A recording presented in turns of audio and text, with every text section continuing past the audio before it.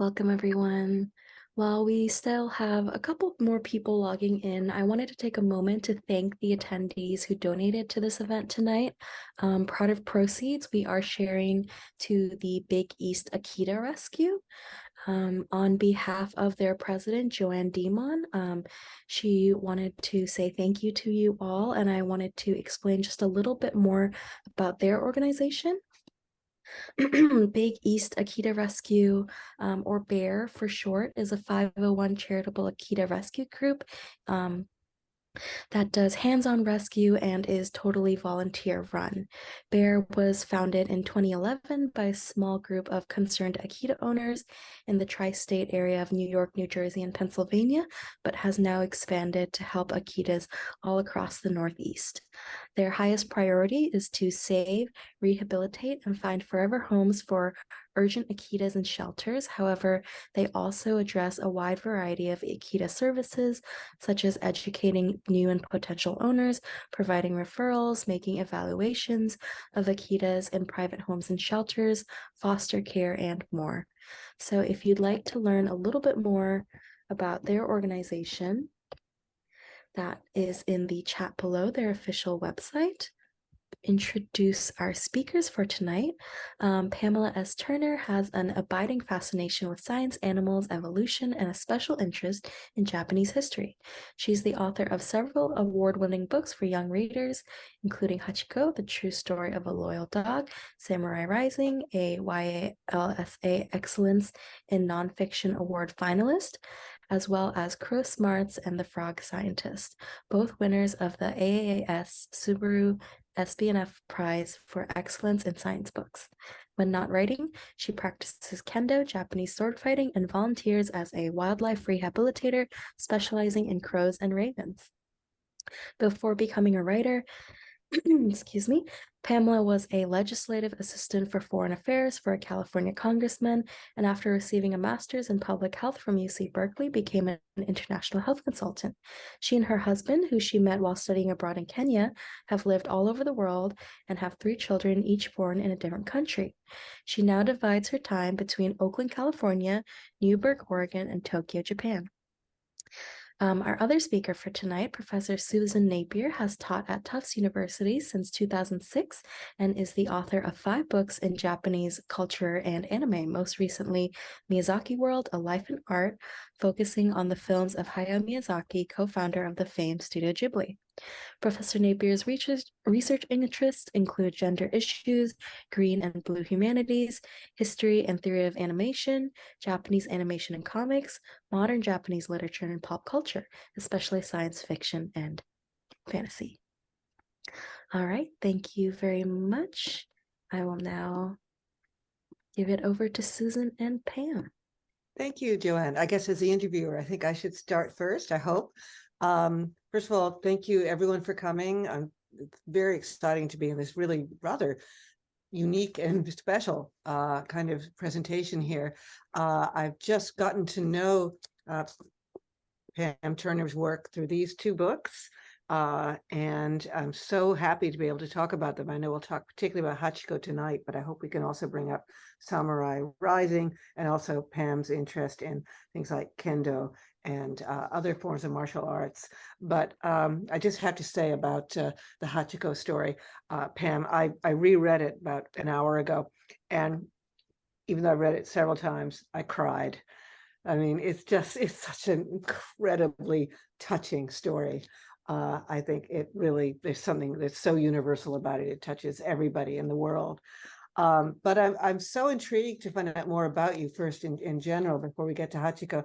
So could you tell me and us about your Japan journey? How did you get interested in Japan? How did you end up going there? And have you lived there for much time? Yeah, my Japan journey, I guess, started my husband and I, as was mentioned, we met as exchange students at the University of Nairobi in Kenya, and both kind of got the bug to want to live in other countries and experience other cultures.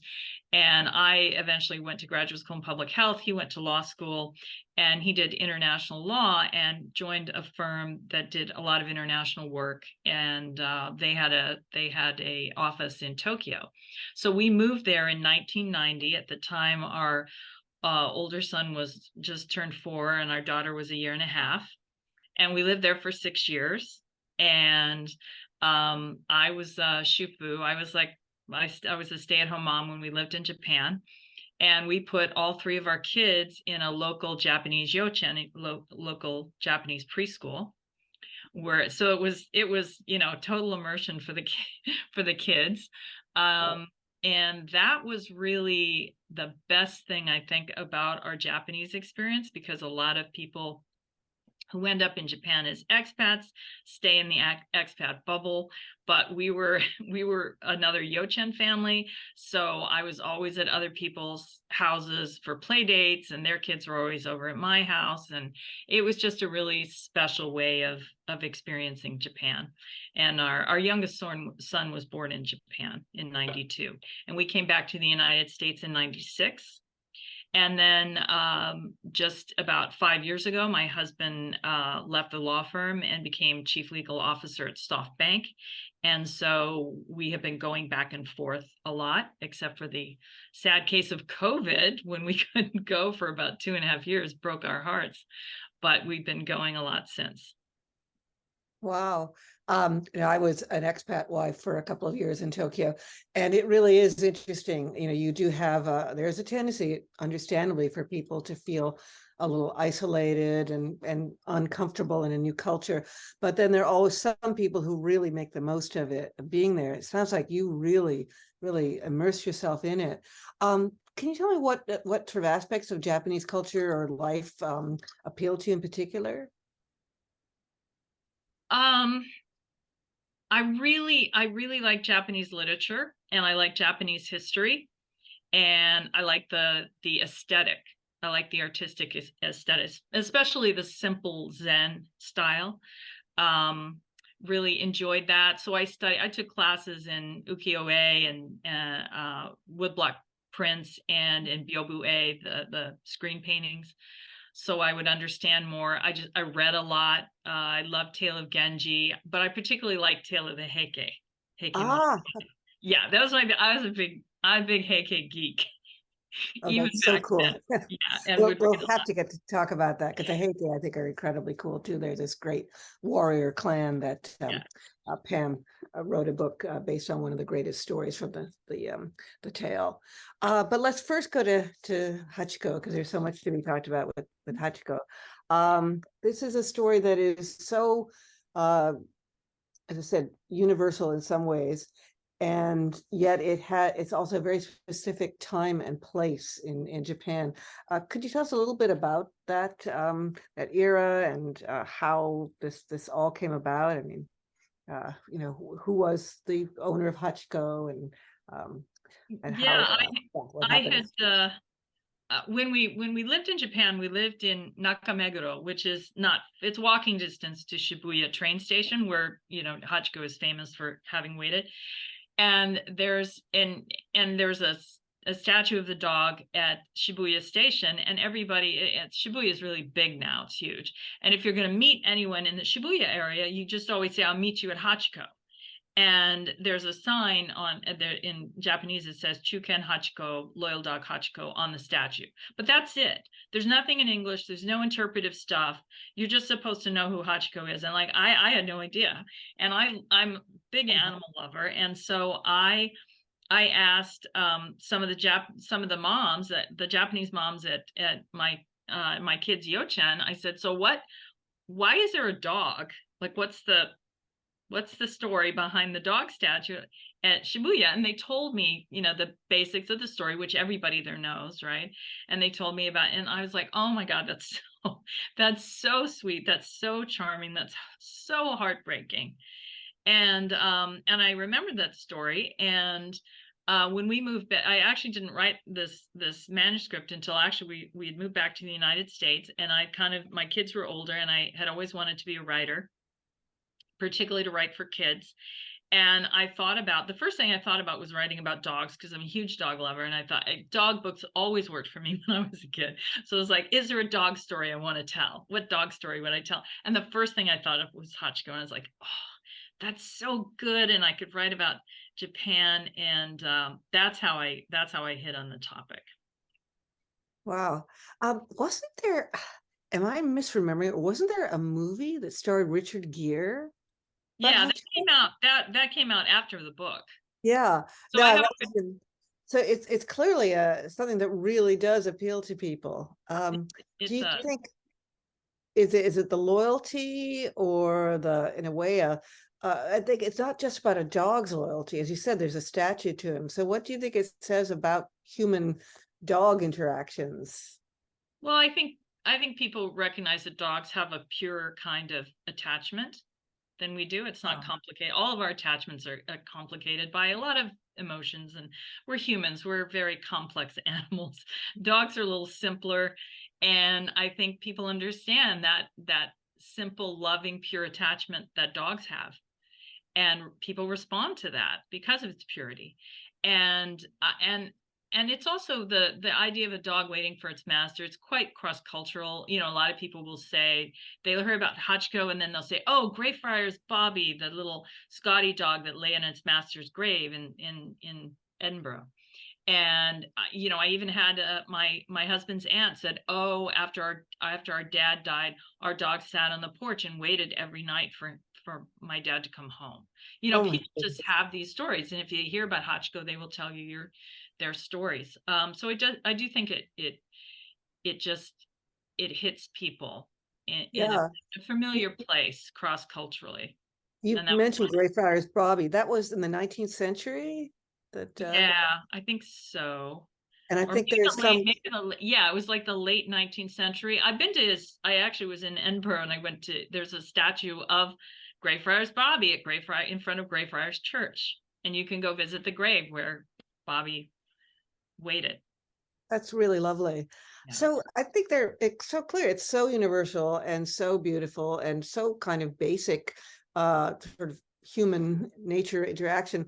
But I did hear, and I think it's probably time to maybe bring this up, is that shockingly, at one point Hachiko became a banned book for a little while in a county in Florida. Is that how Yeah. did that happen? Because it just seems so, you know. I know. And when I heard, you know, I just had a Google alert for the title and it came up on a list of banned books. And I feel like saying, what's wrong? I wrote a book about human evolution and you haven't banned that one. Yeah. Why would you ban Hachiko? What happened was in Duval County in Florida, which is part of it's in a Jacksonville area, and their school district has about 70% people, children of color. And so they wanted to try to increase literacy. They ordered a package. It was like a curated package that publishers offered them. It was called Essential Voices. And the idea was you give, you know, you want books that are about kids of many different cultures, Asian, Latino, Black, LGBTQ. And so they put together this packet and they put these books on the shelves. And then the Florida legislature passed the Don't Say Gay bill, and then this other bill about education, which was like, oh, you can be prosecuted for having a book on the shelves that is considered obscene, like if there's nudity in it. And you know, it's very loosely written, so I don't know, Captain Underpants showing his, you know, butt crack, is that nudity? Is that it's totally unclear. And so everybody was scared. And so they pulled all 177 titles off the shelves, kept them off the shelves for an entire year. Wow. And then they gradually, Hachiko was one of the last, for whatever reason, Hachiko was one of there's nothing controversial in it whatsoever. But it was one of the last books to get put back on the shelves. It was banned for a year. And supposedly it now passed review. But they did very unfortunate things, like they took all the LGBTQ books that they allowed to stay in the schools, and now they are in a special place where you have to have parental permission to check them out, which stigmatizes the book and stigmatizes the kids that want to read them. But they were just scared of what would happen. That's really a story for our particular moment in time. I mean, it seems so unimaginable that a beautiful and very sweet story such as about a dog should somehow get involved in this. I'm curious, do you have, I mean, I know your readers are young children generally, although this book is the story is very delightful to read at any age. Do you ever get letters or emails from your child readers? I realize they may be a little young for that, but you know, dog lovers. Yeah, I get feedback from dog lovers. I get sometimes people tell me like their child's teacher read it in class, and then they usually say and then the teacher started crying. The kids would seem to be fine with it. The kids seem to, accept the mention of the death and, what the dog did. But I think parents, sometimes we have, more experience with loss of dogs and people. And it really, and some people, Wow. as you did. No, that's really interesting. I remember when in Charlotte's Web, my mother was reading that, and when, spoiler alert, Charlotte goes off to another place, my mother crying, and I was like, well, it's sad, but yeah. So I think that's really interesting how we process things differently as we get older. At different ages, we process things differently. So did your your experience with Hachiko make you want to do more stories like that? Well, I really like taking a Japanese topic and researching it and learning about it and putting my own spin on it. And so that was certainly made me interested in doing Yoshitsune, because he was the other Japanese character that I was kind of a little obsessed with. So that really that kind of, I think, was a jump start into the Samurai Rising. I found Samurai Rising absolutely gripping.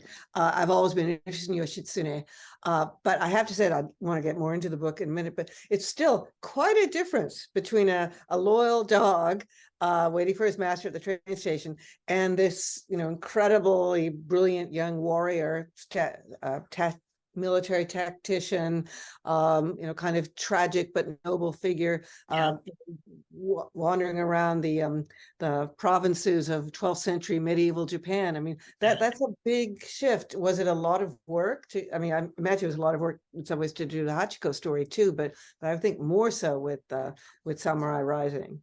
Yeah, the Hachiko book was, I researched the basics of the story, what had happened when, and what, was firmly in the public record. And I deliberately did not seek out anything in Japanese about Hachiko, because I figured there would be books. I figured there would be kids' books. I didn't really know, but I stayed away from all that because I didn't want to be influenced. And so I thought hard about how I would write it and how to approach it, because it's a very emotional story. And most of the time you're trying to put emotion in a story. But in this case, there was so much emotion. I felt like I had to approach it with more restraint, so it wouldn't tip over into maudlin. And so I can see the idea of telling it, writing a historical fiction account where the narrator is Kentaro. He was a little boy. He knew Hachiko right from the beginning, but he's now an older man and he's telling his grandkids a story. So you get a little bit more perspective, a little bit of more thoughtfulness in the way he tells the story. So he's telling everything and he's explaining how people felt and how it felt at the time. But in a way, I think that a child could understand not just the story on the surface, but the deeper meaning of the story. That's really fascinating. It makes so much sense. how you explain it. And of course, it works so well. And I just sort of accepted that without realizing how clever you were being. A little bit to go back to our earlier discussion about how children don't necessarily cry. I mean, we have, this boy who's sort of in the middle of all this, and this narrator, and we see it through his eyes, but as he said, we also, the longer narration is from the older version of this boy, and so we're seeing it almost through two points of view at once, and it's very well done, because you have the boys sort of surprise, and what is this dog that keeps coming to meet his father's colleague, and oh, it's a cute dog, oh, it's scary, it's got a face a little bit like a wolf, and then you see the boy get to know it better, and the dog goes and gets in his pockets and gets snacks and treats. The dog doesn't have pockets, I should say. The boy has pockets. Yeah. And so this sort of lovely story of on the one hand, the child getting to know the dog, but at the end, that's probably why, now that I think of it, it had such an impact on me, because it's really the last few lines are kind of bringing us up to the present day of the narrator hearing about what happened to the dog and his own very, very intense emotion. That's so beautifully considered. I'm very impressed. So have you done a lot of writing up until this point? No. A big reader. Oh. I had not. This is actually the second manuscript for kids that I ever wrote. I wrote another one that never got published, and so I illustrated it and laminated it and gave it to one of my kids for her birthday. Which is a great thing to do with stuff that otherwise doesn't get published. I did the same thing with a Christmas story I wrote that was too goofy for publication. I just made it up on my own. You can write, if you're a writer, it's writing for your family is as important as writing for the general public, I think. So you should That's not be really nice. doing that. But yeah, it was only the second manuscript I wrote. And so what, so where is Samurai Rising in this? And what number book is that? Oh, that was about 8, I guess. My background, I have a lot of science and nature writing that I've done. I'm really interested in animals, as I mentioned. So I moved on from Akitas. I wrote about dolphins. I wrote about frogs. I wrote about mountain gorillas, crows, seahorses. I find all these animals, particularly the more intelligent animals like crows and dolphins, and very, very interesting to write about. So I had written all of those books, and then I was sort of toying with doing a YA fantasy novel, roughly kind of a little bit following the plot of of Japanese history in the late Heian period.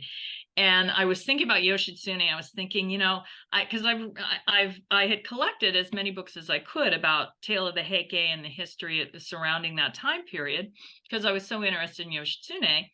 And Helen McCullough did a book called Yoshitsune, but it was more like a composition of medieval fan fiction about Yoshitsune. There was very little historical information except for the first chapter, and I always wanted more, and I thought he was such a great character, and I was thinking one day, like, I wish somebody would write a biography just of Minamoto Yoshitsune. And then of course my next thought was, well, why don't you write it? Because you're into it, and because I'm a kids writer, and because kids writers, there's no money in it. There's no status. Most people think you're doing it for kids because you're not good enough to write for adults. But if you talk to, and we have this conversation among ourselves, kids writers, but there's always like, why do you do this? Like, why do you do this? And what it always comes down to for people who write for kids is we write for kids because we remember loving books as a child in a way that we did not love books as adults. Like, we remember being transformed by books that we read as children and young adults. And that's the experience that we want to create for other people. Absolutely. The man I study most these days is Miyazaki Hayao, who's a great animation director. And Miyazaki's inspirations are not movies so much as the books he read when he was a child. Interestingly, they're almost all Western. He read The Secret Garden, he read Treasure Island, he read The Little Prince.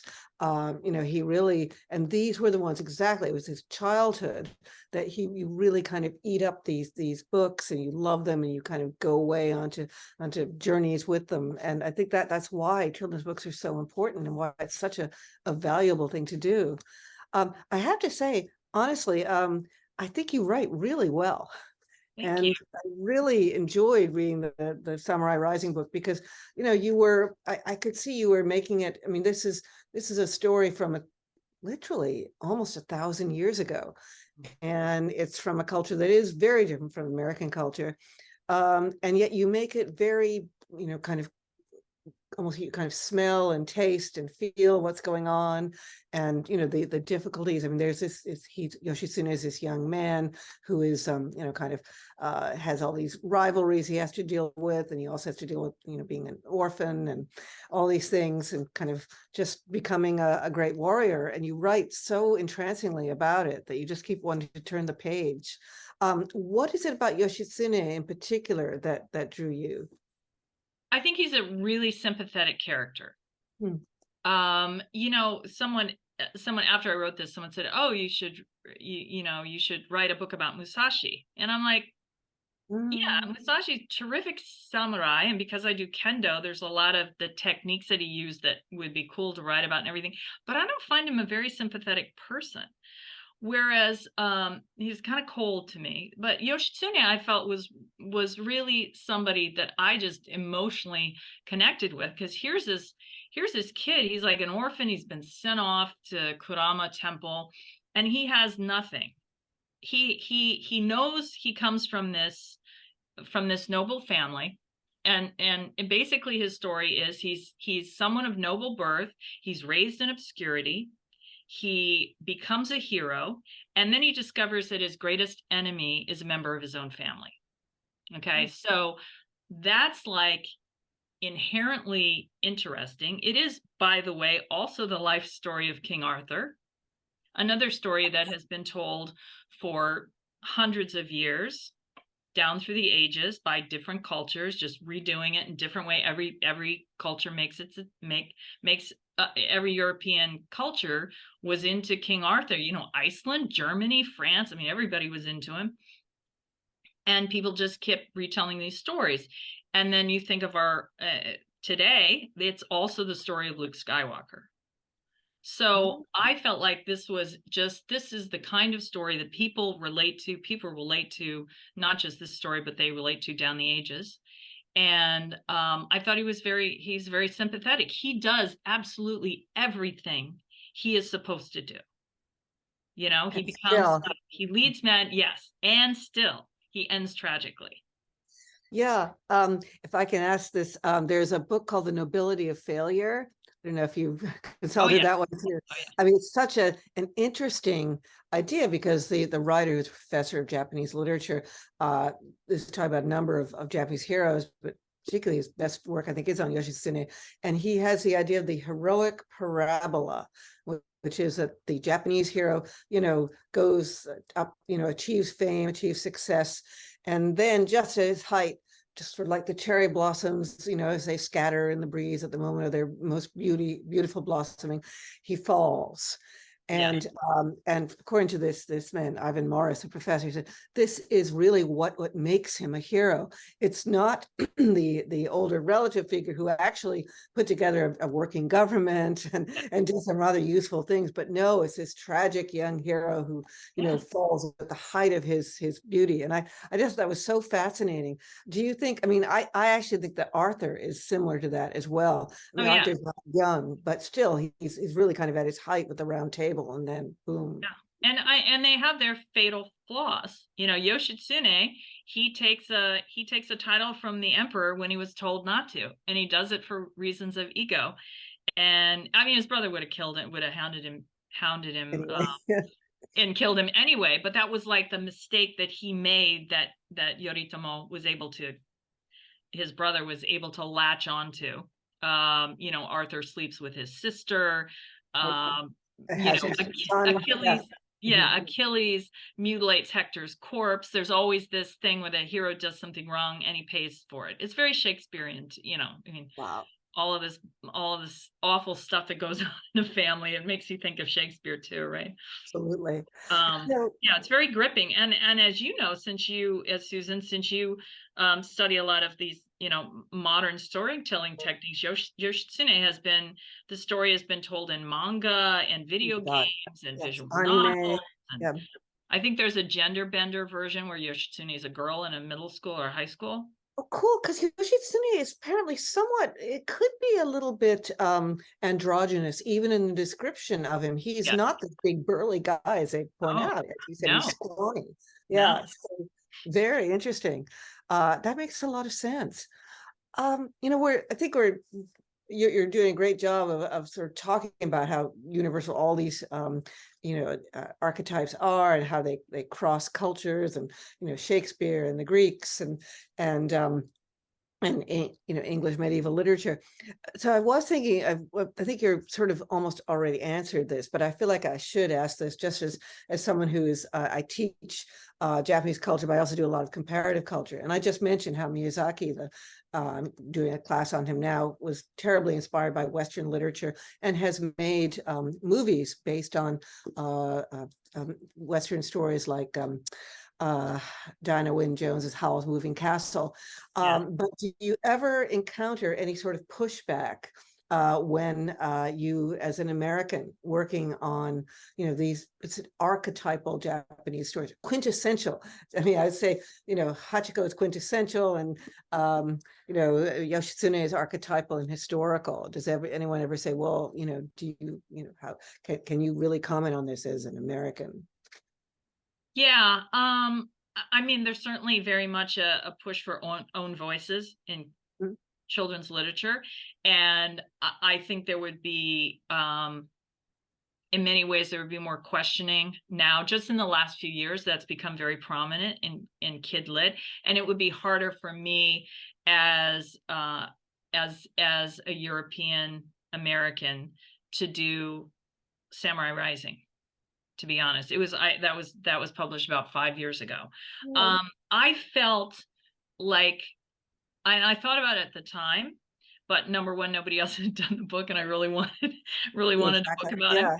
And the other thing is that it happened so long ago that I think that helps, because if I were writing about something contemporary, there would be plenty of people who could say, I lived that experience and I had that experience. But the experience of Yoshitsune from the Heian period is so different than anything anyone would experience today. You have to explain a lot of went on in his culture Mhm. because it just doesn't exist anymore. So I felt a little more comfortable doing it because it happened 800 years ago.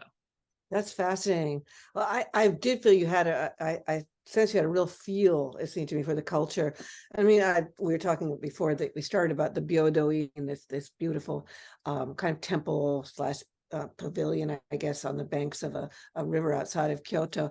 And you really, I think you really brought that scenery, the setting, and then the actual action that takes place, which is something that is very far from what most Japanese people would consider as sensible action, which is ritual suicide. Yeah. And that's really interesting. I mean, this is something that is, in a way, very distinctively Japanese, but it's also something that really is honestly not part of modern Japanese culture.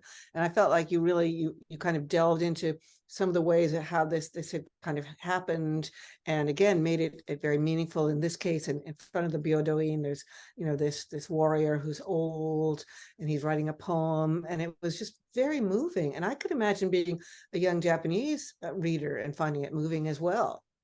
Yeah, that was one of the most interesting things about writing the book, because I, of course, knew all of Yoshizune's sort of his war hero exploits. But I was also, in the research, I was able to trace kind of the development of seppuku and Wow. and how his uncle kicked it off, and then his another uncle contributed the death poem part to it. And then Yoshitsune committed seppuku, or at least was believed to have committed seppuku.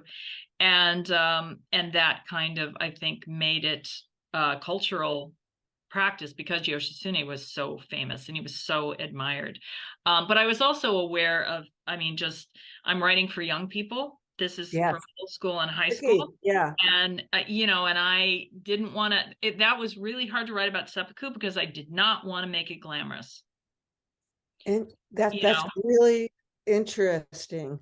I teach, I've worked a lot on Manny Mishima, who wrote an extraordinary short story called Patriotism, which is all about seppuku. And that does, I mean, it's absolutely would be only for college students. And because it does, almost kind of glorify seppuku. But, what's interesting is that it becomes most the for good or ill, it's probably the short story that most students remember most. Mhm. And that's the thing, that death and life and war are really huge events, and something like that will stay in people's minds. So it's a very kind of meaningful event that is really you're researching it and bringing it up in a very subtle and very careful way. I think is part of what makes the whole story so interesting. I also say you have, your stories of the battles are great too. I mean, the fights. I love the oh yes, oh yeah. Tell the story of the Kurama River, was it? About the ducks and the Oh, love yeah. that one. Yeah, that's when Yoshitsune isn't actually there. He gets there right after that, but the Heike were on one side of the river and the Minamoto were on the other. And everybody was, was kind of quieting down. It's kind of like sort of towards dusk, and there are a whole bunch of water birds on the river. And there's a scout, a Minamoto scout is kind of sneaking around to see what the Heike are up to, and he totally accidentally flushes the birds, and the birds, this huge flocks of birds go up into the air, and the Heike think that it's a night attack by the Minamoto. The Minamoto had somehow crossed the river, and the birds were being flushed by these by their enemies, and so they, in a complete panic, grab everything and ride off. They retreat. They flee, and Such a good story. And it's so completely, I mean, one of those total serendipitous things that, but that's how battles can be won or lost, just because some scout happens to wake up a lot of birds who fly off in a flurry. Well, since we were talking a lot about martial things, I'd love to hear more about your martial arts pursuits, which sound very intriguing. I mean, you do both kendo and this yeah, I do. So Yeah, I do kendo, which is Japanese sword fighting, and part of it we do with wooden swords called bokuto, which are shaped like samurai swords, and then part of it we put on armor, helmets, and body armor and sleeve armor, and we use shinai, which are bamboo swords, and yeah, it's full contact. We hit each other, we do tournaments.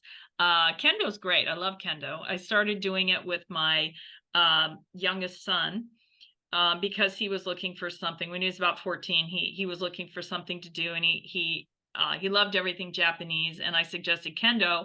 I knew it was Japanese sword fighting with the sticks, and that's all I knew about it.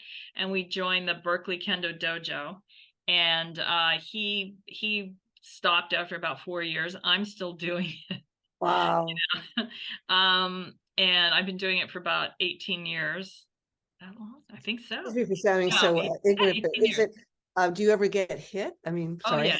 Oh yeah. Ooh, Get hit you're all okay. the time. Yeah, I mean, we have armor. Occasionally you get bruised because every once in a while somebody, you get tired and you miss, and yeah, and you get bruised, but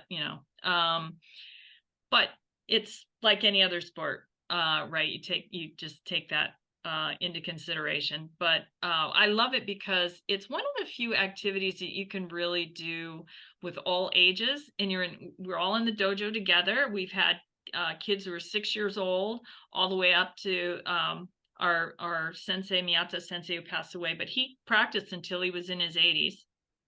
And you're all in the dojo doing it together. You're doing matches against each other. You just, you accommodate for your opponents. If your opponent's 6 years old, you do it a little differently, but you kind of open up and let them hit you and stuff. But yeah, it's great. We really like it. And we're Berkeley, so we get all these people from all around the world who are coming to Berkeley. So we have, we've had, and they practice kendo in their home countries, and they come to Berkeley for grad school or whatever, and they want to do kendo with us. So we get, Israeli, Russian, Turkish, Bolivian, just people from all over. It's really, in addition to all the usual suspects who hail from, Japan and China and So Korea. But it's an international kendo community. yeah, it's great because it's this great international community of people who've taken up kendo.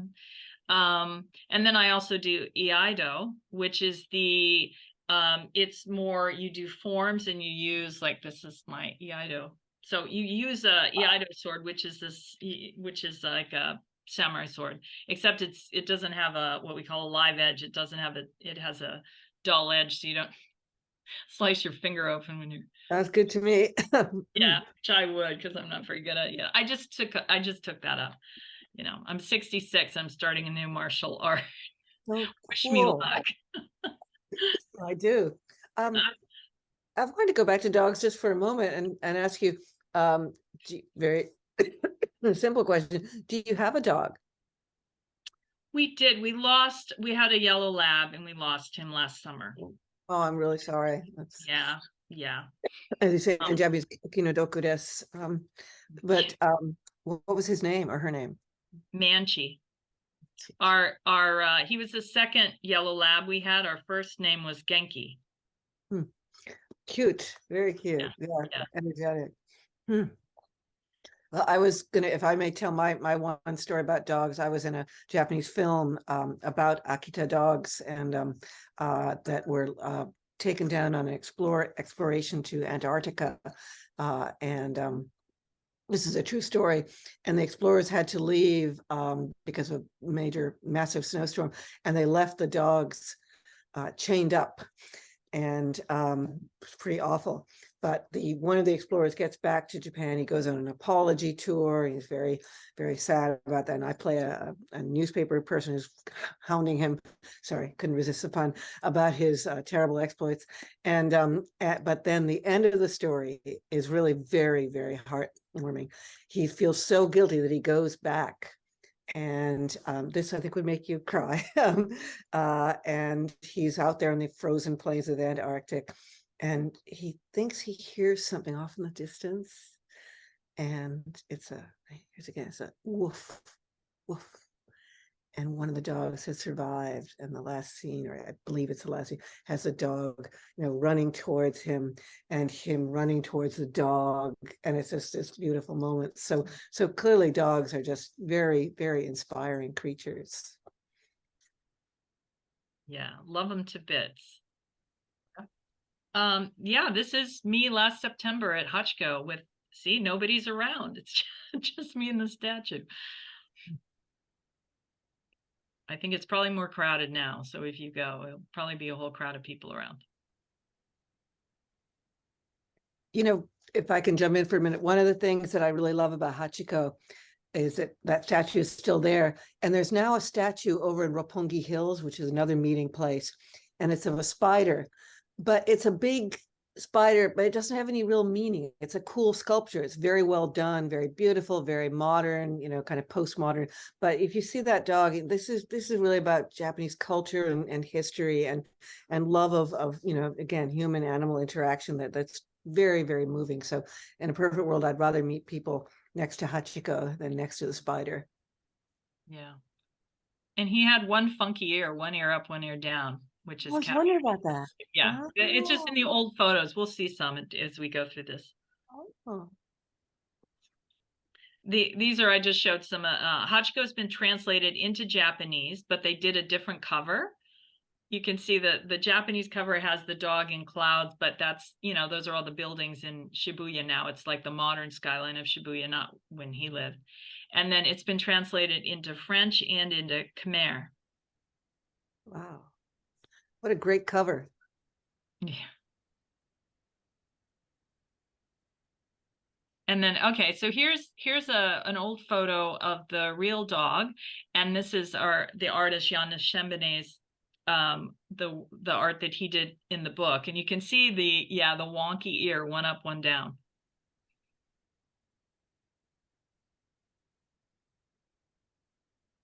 And that's a photo of the train station in Shibuya, the way it looked in 1935.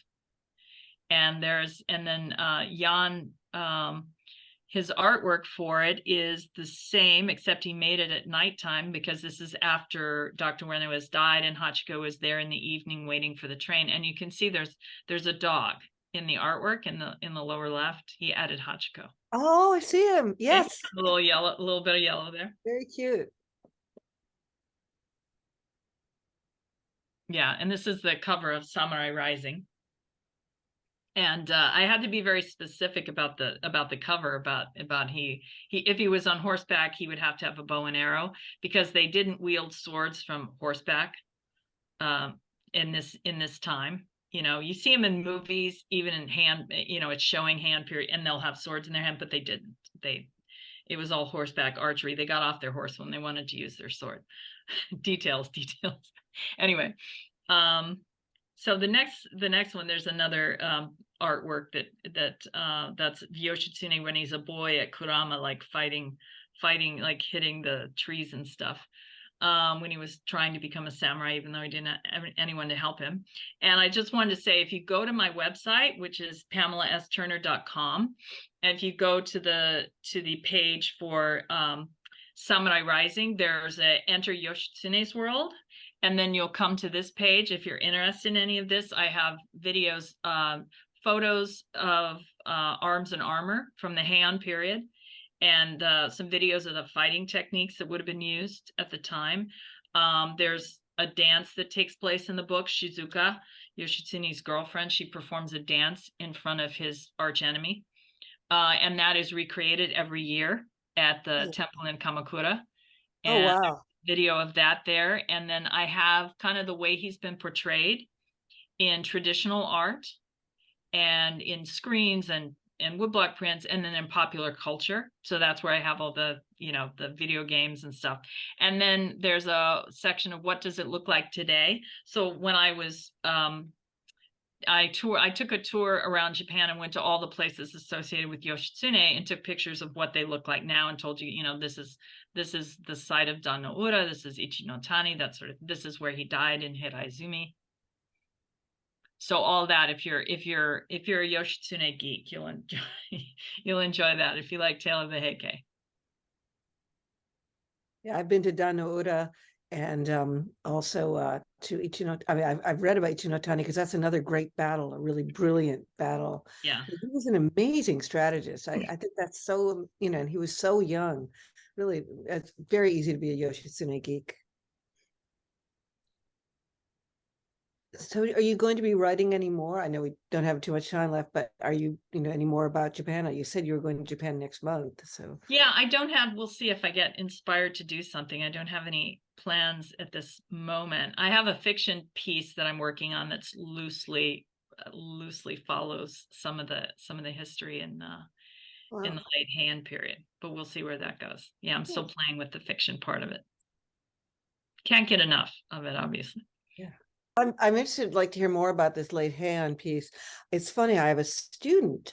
She's in. We have a major at Tufts called International Literary and Visual Studies, and we have students who are, who do both literature and visual things at the same time. And the student, I'm wondering if I might be able to, ask you or suggest that she come to you for advice. She wants to do a manga of a young girl from the Heian period who, is kind of arrives in the 21st century and in Japan, and is kind of moving around there and finding all these different things. What do you think about that as a possible topic? Yeah, that could be very cool. Yeah, you'd have to be showing how different her world was from, yeah, the one she Yeah. ended up in. What do you think? Do you think there's really a huge difference? We've been talking about that between the world of the 12th century, Kamakura or Heian, and contemporary Japan. I mean, you've lived in Japan, what you said, 6 years? Yes, yes. I mean, Heian Japan was a really, uh, if you're talking about the elite culture, right? The elite culture in Kyoto, Yeah. that was really, I mean, it was really an odd place. It was probably the most literary, elite culture ever.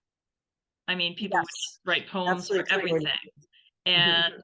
and yet and so concerned with aesthetics, and yet so navel gazing that all the stuff, like if it didn't happen in their little circle of Circle. garden Exactly. viewing parties, it didn't exist. I mean, the samurai aren't even, they're about to, come crashing the party, but the samurai, even in like Tale of Genji, they're hardly Barely exist. mentioned. Yeah, barely exist. I Yeah. mean, and they were sitting there basically, living off the largesse, Mhm. and they have very luxurious lifestyles comparatively from these bunch of warriors who were out there, in the provinces. And you would think at some point that somebody might have gotten a little bit uneasy about, gee, it's so nice we're living here in the capital, and who are those guys out there with the swords and stuff? And Yeah. I also feel like, they really actually the end of the Tale of Genji, supposedly the Uji chapters supposedly have a kind of darker quality to them, Yeah. as if, I mean, it may be because Murasaki, the writer herself, was aware of her own impending mortality, but also that things were starting to get a little kind of crumbly around the edges. You had, I mean, even her story, you have a young woman, a princess, living in a kind of Gothic mansion out in the outskirts, that's tumbling down, and she doesn't have enough clothes to keep her warm and everything. So there are hints of this impending, demise, but it's still pretty much, the inner circle is kind of ignoring it, if at all possible. Yeah. Yeah, I think it's a really, just the intersection of those two, the Heian cultural and literary elite and the samurai, is really interesting, and how the samurai, even though they destroyed that culture, kept it alive. I mean, they I really respect know. that culture, and that's why. Yes. And Yeah. I love the story of the whole point is that the Taira, are supposedly, warriors from the east or west, I guess. But they come in, they take over, and they get rid of or they kidnap the emperor, and oh, fine. But then they themselves get seduced by this warrior culture. And Yeah. I love, there's one line in your book of Samurai Rising I thought was so poignant. It's after the battle of, or just before the battle of Ichinotani, when the Taira, who have been the ones who've become more kind of complacent and are, seduced by the capital's luxuries, but they have this great fortress, so they're not worried. They have no idea that this force led by Yoshitsune is coming down in the dark to attack them. And you have this line about how, and from the fortress came the sound of a flute. I thought it was so beautiful. I mean, you really got that, that they weren't necessarily evil people per se. I mean, there's, but they become accustomed to these very aesthetic, very attractive Yeah. aspects of aristocratic life. So of course they might have brought a flute, and they'd be playing, or sorry, they're probably playing like this. And as this whole big, much more, military forces coming down who have not been seduced by the capital yet, and they're literally coming down on top of them as the flute is playing. Yeah, there's a lot of that, and I mean, I tend to think that there certainly was that appreciation, and also Tale of the Heike also, I think, probably ramps it up, because it is a really beautiful thing, this the contrast between the violence of the samurai and yet the the Heian culture that they embrace, because you see it Yes. at Yashima too, where they're doing this, I mean, like this garden party thing where they're shooting uh, Yes, arrows at the fan. having fun, yeah, doing Yeah, this, that's a it's very so aesthetic, yeah, yeah. aesthetic thing, and it's so pretty, and it falls into the water like, a fallen leaf and everything, but these people are going to kill each other. They're it, each it other's it's guts. really it's such an extraordinary culture, and I think you really captured it, really well. I mean, Yeah. I really, I have to say, I had no idea what to expect when I, read your book, because as I said, I was a Yoshitsune geek myself, and I thought, wow, she she does better than anyone else I know could have done it, I think. And I hope that young readers will read this, because it's a affecting and exciting book.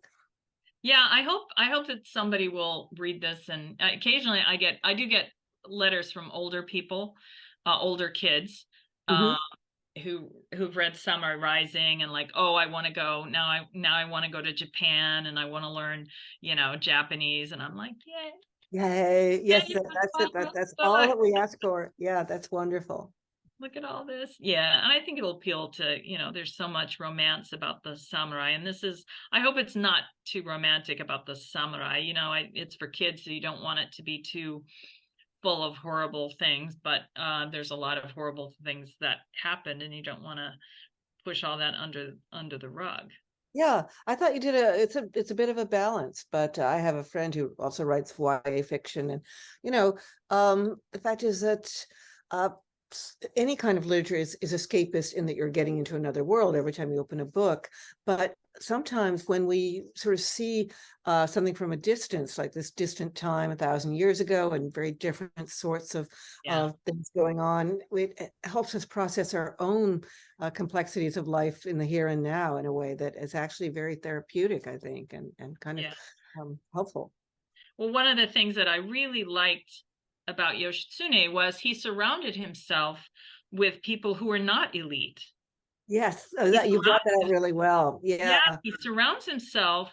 His actual family is supposedly doing all this stuff where they are horrible to him, and the people who really mattered, who were really important, were all lower class, right. um, Renegade monks. Yeah, renegade monks. And maybe a pirate. Washino is a hunter. He's like, they just picked him up, picked him Yes. up off of the mountain, and he joined them. And he, and but he inspired such loyalty, and he really respected, I think, common people. And I think that probably had a lot to do with the fact that he was not raised in an elite household, and he had to disguise himself as a commoner when he was Yes. fleeing from Kurama. And I think, and he was always, he was always kind of he had to, he was given things in Hiraizumi because he was a young noble, but he never grew up with Right. all the Yeah. trappings. And so I think he appreciated and felt comfortable with common people in a way nobody else of that period probably did. And that led to the way he treated his followers, and that led to, the way people respected him. So he really was unique, Was and really unique. Yeah. yeah. And I think he was probably just, I imagine that he was a guy who was really sincere about what he wanted to, who he was and what he wanted to accomplish. I think he'd probably grown up with a lot of fantasies about what His a samurai family should and be like. history. And Yeah. yeah, and none of the reality, which was brutal. And I think he people followed him because they believed in him, and he was like a very sincere guy and able to communicate what he wanted, and that this was a glorious thing.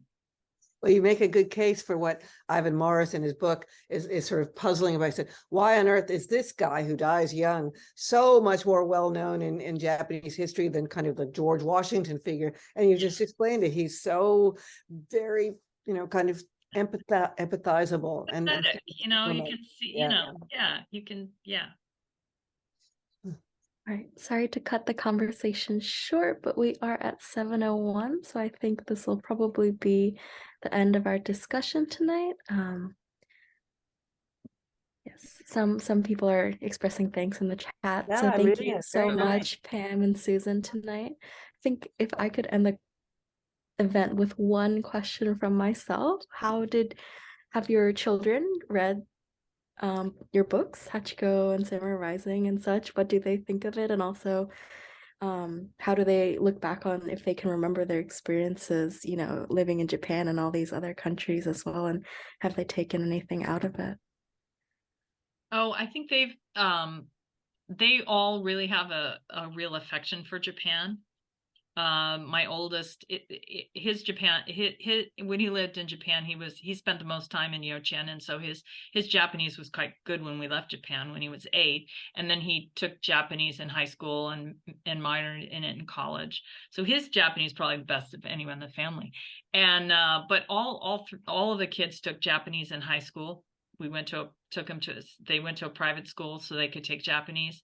And I think they just really have an affinity for the culture and an affection for the culture.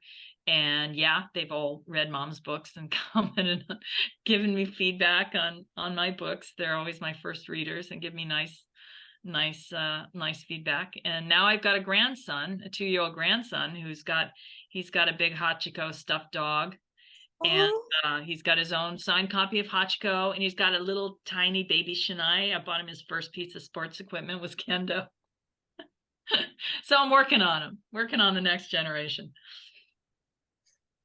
All right. Thank you so much to our speakers tonight. And thank you Pleasure. as well Really to our enjoyed meeting audience you. for joining us on this Monday evening. And we hope that everyone has a great rest of their night. Okay. Thank you very much. Thanks for having me. Thanks for Thanks, supporting everyone. Akita Rescue. Oh yeah. Bye. Thank you.